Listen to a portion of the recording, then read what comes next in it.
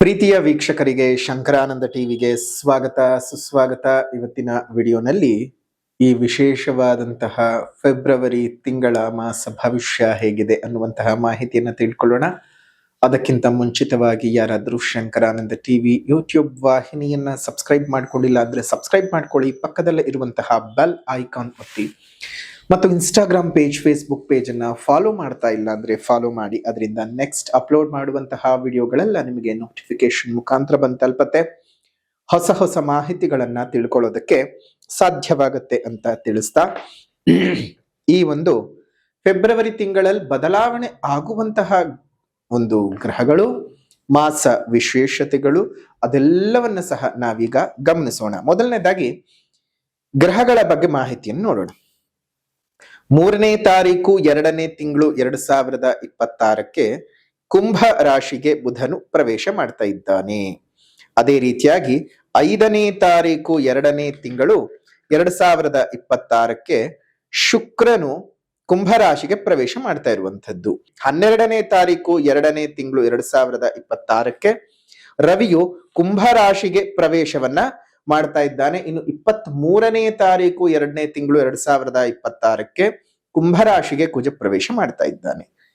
ಅದರ ಜೊತೆಗೆ 2026 ಫೆಬ್ರವರಿ ತಿಂಗಳ ಮಾಸ ವಿಶೇಷತೆಗಳನ್ನ ನಾವೇನು ಗಮನಿಸೋದಾಯ್ತು ಅಂತ ಹೇಳಿದ್ರೆ, ಮೊದಲನೇದಾಗಿ ಈ ತಿಂಗಳಲ್ಲಿ ಇರ್ತಕ್ಕಂತಹ ಗ್ರಹಣ ನೋಡಿ. 17ನೇ ತಾರೀಕು ಅಮಾವಾಸ್ಯೆಯ ದಿವಸ ನಿಮಗೆ ಸೂರ್ಯಗ್ರಹಣವು ಸಂಭವಿಸ್ತಾ ಇದೆ.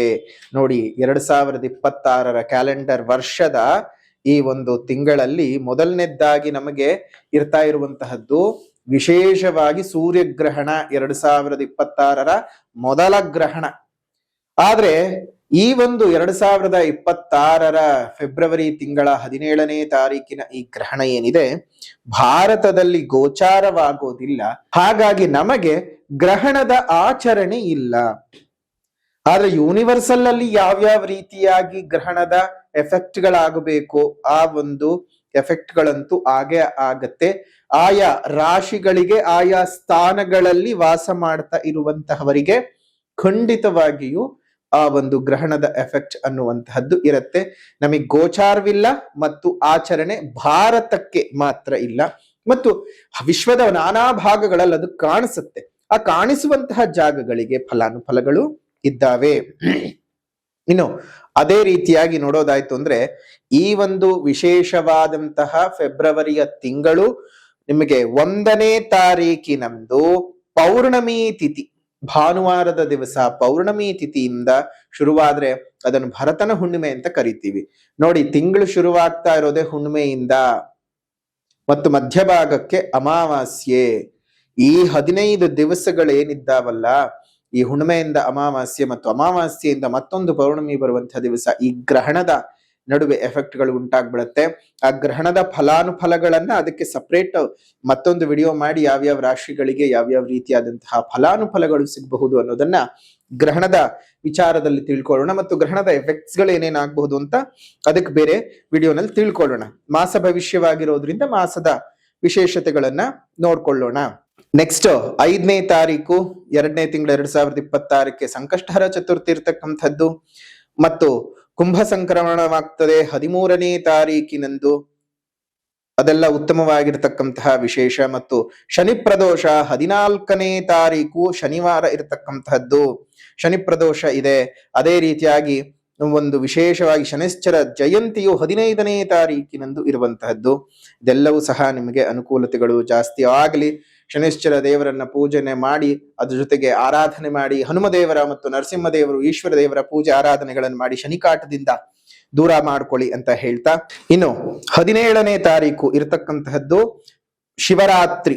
ಈ ಶಿವರಾತ್ರಿಯ ಶುಭ ಸಂದರ್ಭದಲ್ಲಿ ನಿಮ್ಮೆಲ್ಲರಿಗೂ ಆ ಪರಮೇಶ್ವರನ ಅನುಗ್ರಹ ಉಂಟಾಗಲಿ ಅಂತ ಹೇಳ್ತಾ, ಈ ಅಮಾವಾಸ್ಯೆಯ ಶುಭ ಸಂದರ್ಭ, ಗ್ರಹಣದ ಶುಭ ಸಂದರ್ಭ ಶುಭ ಸಂದರ್ಭ ಅಂತ ಯಾಕೆ ಹೇಳ್ತೀವಿ ಅಂದ್ರೆ ನೋಡಿ, ಗ್ರಹಣ ಕಾಲದಲ್ಲಿ ನೀವು ಸಿದ್ಧಿ ಮಾಡ್ಕೊಳ್ಳೋದು, ಪೂಜೆ ಪುನಸ್ಕಾರಗಳನ್ನ ಮಾಡ್ಕೊಳ್ಳುವಂತಹದ್ದು, ಗ್ರಹಣದ ಸಮಯದಲ್ಲಿ ದೇವತೆಗಳನ್ನ ಉಳಿಸ್ಕೊಳ್ಳೋದು ಬಹಳ ಸುಲಭ.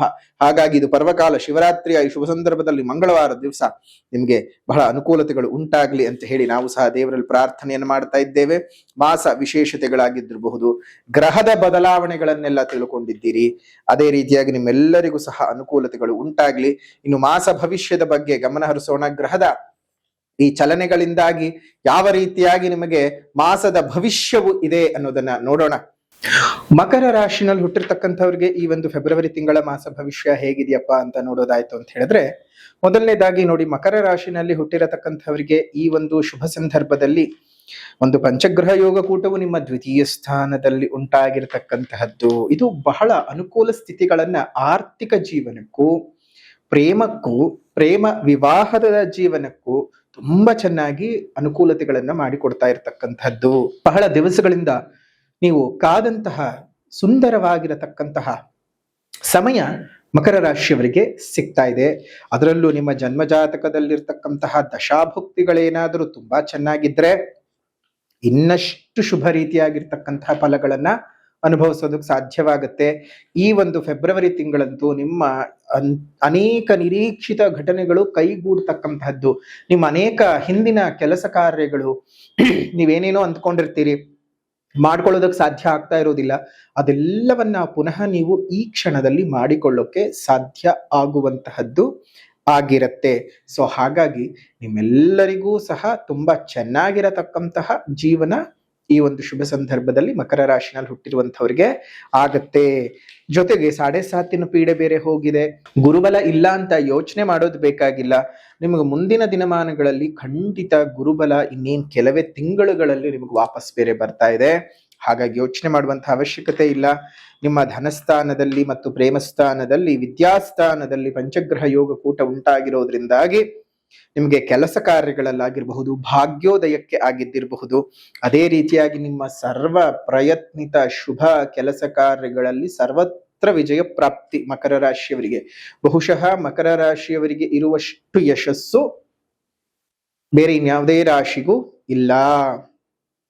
2ನೇ ಸ್ಥಾನದಲ್ಲಿ ವೃಷಭ, ತುಲಾ ರಾಶಿಗಳು ಇದ್ದಾವೆ. ಸೊ ಹಾಗಾಗಿ ಪ್ರಪ್ರಥಮ ಸ್ಥಾನ ಗುರುಬಲ ಇಲ್ಲದೆ ಇದ್ರೂ ಸಹ ಮಕರ ರಾಶಿಯವರಿಗೆ ತುಂಬಾ ಚೆನ್ನಾಗಿರ್ತಕ್ಕಂತಹ ವೈಭವದ ಜೀವನವಿದೆ. ನಿಮ್ಮ ಉದ್ಯೋಗದಲ್ಲಿ, ವ್ಯಾಪಾರ ವ್ಯವಹಾರದಲ್ಲಿ ಹೆಚ್ಚಿನ ಪ್ರಗತಿ ಕಾಣುತ್ತೆ. ಎಲ್ಲ ಕೆಲಸ ಕಾರ್ಯಗಳಲ್ಲೂ ಇದ್ದಂತಹ ವಿಘ್ನಗಳು ಹೋಗುತ್ತೆ. ಲಾಭಗಳು ಹೆಚ್ಚಿಗೆ ಪ್ರಾಪ್ತಿ ಆಗ್ತಕ್ಕಂಥದ್ದು. ಖರ್ಚುಗಳು ಕಡಿಮೆಯಾಗಿ ಕೈನಲ್ಲೊಂದಷ್ಟು ಉಳಿತಾಯ ಆಗುವಂತಹ ಸಾಧ್ಯತೆಗಳು ಅತ್ಯಧಿಕವಾಗಿದ್ದಾವೆ. ಮನಸ್ಸಿಗೆ ಬಹಳ ಸಂತೋಷದಾಯಕವಾದಂತಹ ವಾತಾವರಣ, ಮನಸ್ಸಿಗೆ ಅತ್ಯಂತ ಸಂತೃಪ್ತವಾಗಿರ್ತಕ್ಕಂತಹ ಭಾವ ಈ ಒಂದು ತಿಂಗಳಿನಲ್ಲಿ ಬರ್ತಕ್ಕಂತಹದ್ದು ತುಂಬಾ ಚೆನ್ನಾಗಿದೆ. ನಿಮ್ ಜಾತಕ ಒಂದ್ಸಲ ತೋರಿಸ್ಕೋಬೇಕು ಅಂದ್ರೆ ಇಲ್ಲೇ ಇರುವಂತಹ ಫೋನ್ ನಂಬರ್ಗೆ ಫೋನ್ ಮಾಡಿ ಅಥವಾ ವಾಟ್ಸಪ್ ನ ಮುಖಾಂತರ ಮೆಸೇಜ್ ಅನ್ನು ಮಾಡಿ. ಚೆನ್ನಾಗಿರುತ್ತೆ. ಇನ್ನು ವಿದ್ಯೆಗಳಿಗೆ ತುಂಬಾ ಅಭಿವೃದ್ಧಿಯನ್ನ ನೋಡ್ತೀರಿ. ಏನಾದ್ರೂ ಎಕ್ಸಾಮ್ ಗಳನ್ನ ಬರೆದು ರಿಸಲ್ಟ್ಗೆ ವೆಯ್ಟ್ ಮಾಡ್ತಾ ಇರ್ತಕ್ಕಂತಹ ವಿದ್ಯಾರ್ಥಿಗಳಿಗೆ ಶುಭವಾಗಿದೆ. ಅದರಲ್ಲೂ ಹೈಯರ್ ಸ್ಟಡೀಸ್ ಅನ್ನ ಮಾಡಿ ಅಥವಾ ಕಾಂಪಿಟೇಟಿವ್ ಎಕ್ಸಾಮ್ಸ್ ಗಳಿಗೆ ಪ್ರಿಪೇರ್ ಆಗ್ತಾ ಇರತಕ್ಕಂತಹವರಿಗೆ, ಕಾಂಪಿಟೇಟಿವ್ ಎಕ್ಸಾಮ್ ಗಳನ್ನ ಬರೆದು ಅದರ ಫಲಿತಾಂಶಕ್ಕಾಗಿ ನಿರೀಕ್ಷೆ ಮಾಡ್ತಾ ಇರ್ತಕ್ಕಂತಹ ವಿದ್ಯಾರ್ಥಿಗಳು, ಬೇರೆ ದೇಶಕ್ಕೆ ಹೋಗಿ ನಾನು ಓದ್ಬೇಕು ಅಂತ ಅಂದ್ಕೊಂಡಿರ್ತಕ್ಕಂತಹ ವಿದ್ಯಾರ್ಥಿಗಳು, ಎಲ್ಲವೂ ಸಹ ಶುಭವಾಗಿರತಕ್ಕಂತಹ ಅತ್ಯಂತ ರೀತಿಯಾದಂತಹ ಒಳ್ಳೆಯ ಫಲಗಳನ್ನ ನೀವು ನಿರೀಕ್ಷೆ ಮಾಡೋದಕ್ಕೆ ಸಾಧ್ಯ ಇದೆ. ಸೊ ಹಾಗಾಗಿ ಒಳ್ಳೆಯ ಫಲಗಳು ನಿಮ್ಮ ಜೀವನದಲ್ಲಿದ್ದಾವೆ. ಅದೇ ರೀತಿಯಾಗಿ ಉಪಯೋಗಿಸ್ಕೊಳ್ತಾ ಹೋಗಿ ಅಂತ ಹೇಳ್ತಾ, ಹೊಸ ವ್ಯಾಪಾರದ ಅಭಿವೃದ್ಧಿಯನ್ನು ಮಾಡ್ಕೋಬಹುದು, ಹೊಸ ಇನ್ವೆಸ್ಟ್ಗಳನ್ನ ಮಾಡ್ಕೊಳ್ಳೋದಕ್ಕೂ ಸಹ ನಿಮ್ಗೆ ತುಂಬಾ ಚೆನ್ನಾಗಿರ್ತಕ್ಕಂತಹ ಕಾಲಾವಕಾಶ.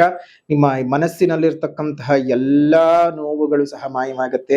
ನಿಮ್ಮ ತಾಯಿಯ ಆರೋಗ್ಯದಲ್ಲಿ ಚೇತರಿಕೆ ಕಂಡು ಬರ್ತಕ್ಕಂತಹದ್ದು, ನಿಮ್ಮ ಆರೋಗ್ಯದಲ್ಲೂ ಸುಧಾರಣೆಗಳು ಜಾಸ್ತಿ ಆಗತ್ವೆ. ತುಂಬಾ ದಿವಸಗಳಿಂದ ಸಂಬಂಧಕ್ಕಾಗಿ ಹುಡುಕ್ತಾ ಇದ್ದು ಮದುವೆ ಸೆಟ್ ಆಗ್ತಾ ಇಲ್ಲ ಅನ್ನುವಂಥವ್ರಿಗೂ ಸಹ ಈ ಒಂದು ಮಾಸದಲ್ಲಿ ಸೆಟ್ ಆಗ್ತಕ್ಕಂಥದ್ದು. ಅಷ್ಟು ಮಾತ್ರ ಅಲ್ಲ, ಈ ಒಂದು ಸಂದರ್ಭದಲ್ಲಿ ಮಕರ ರಾಶಿಯವರಿಗೆ ಹೇಳಲೇಬೇಕಾದ ವಿಚಾರ ಏನು ಅಂತಂದ್ರೆ, ನಿಮ್ಮ ನೋವನ್ನು ನೀವು ಯಾರ ಹತ್ರನೂ ಹೇಳ್ಕೊಳ್ಳಲ್ಲ.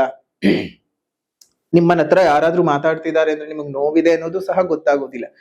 ಆ ರೀತಿಯಾಗಿ ಒಬ್ಬ ವ್ಯಕ್ತಿಯನ್ನ ಮಂತ್ರಮುಗ್ಧವನ್ನಾಗಿಸುವಂತಹ ಶಕ್ತಿ ನಿಮ್ಮಲ್ಲಿದೆ. ನಿಮ್ಮ ಸಂತೋಷವನ್ನ, ನಿಮ್ಮ ದುಃಖವನ್ನ, ನಿಮ್ಮ ನೋವನ್ನ, ನಿಮ್ಮ ಸಂಕಟವನ್ನ ಹೊಟ್ಟೆಯಲ್ಲಿ ಅದುಮಿಟ್ಕೊಳ್ತಕ್ಕಂಥ ಶಕ್ತಿ ಇರತಕ್ಕಂತಹದ್ದು ಮಕರ ರಾಶಿಯವರಿಗೆ. ಮುಖದ ಭಾವದಲ್ಲೂ ಸಹ ಅವರು ವ್ಯಕ್ತ ಮಾಡೋದಿಲ್ಲ. ಅದೇ ರೀತಿಯಾಗಿ ಬದುಕಿ ಇನ್ನಷ್ಟು ಒಳ್ಳೆಯ ರೀತಿಯಾಗಿರ್ತಕ್ಕಂತಹ ಫಲಗಳನ್ನು ಪಡ್ಕೋತೀರಿ.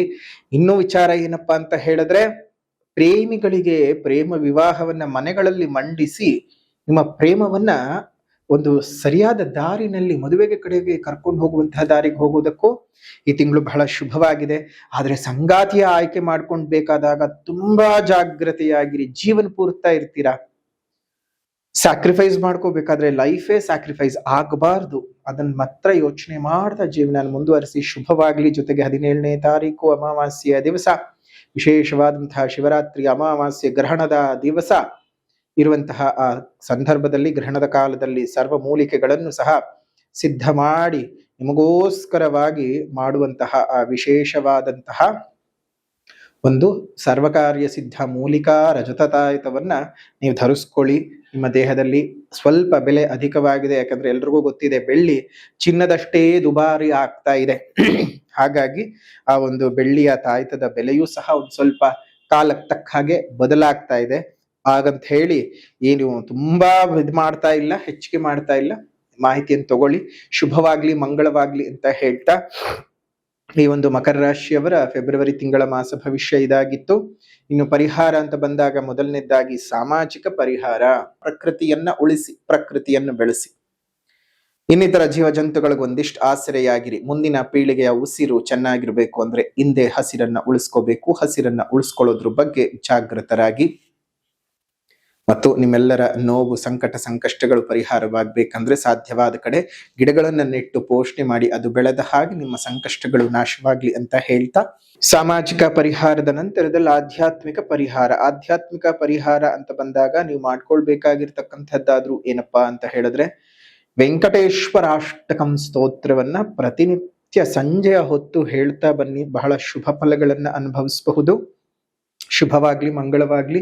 ಇದಾಗಿತ್ತು ಮಕರ ರಾಶಿಯವರ ಈ ವಿಶೇಷವಾದಂತಹ ಫೆಬ್ರವರಿ ತಿಂಗಳ ಮಾಸ ಭವಿಷ್ಯ. ವಿಡಿಯೋ ಇಷ್ಟ ಆಗಿದ್ರೆ ಲೈಕ್ ಮಾಡಿ, ಶೇರ್ ಮಾಡಿ, ಕಮೆಂಟ್ ಮಾಡಿ. ಮತ್ತೊಂದು ವಿಡಿಯೋನಲ್ಲಿ ಭೇಟಿ ಮಾಡ್ತೇವೆ. ಅಲ್ಲಿವರೆಗೂ ನಮಸ್ಕಾರ. ಲೋಕ ಸಮಸ್ತ ಸುಖಿನೋ ಭವಂತು, ಸಕಲ ಸನ್ಮಂಗಳಾನಿ ಭವಂತು, ಸರ್ವೇ ಜನಾಃ ಸುಖಿನೋ ಭವಂತು, ಸಮಸ್ತ ಸನ್ಮಂಗಳಾನಿ ಭವಂತು.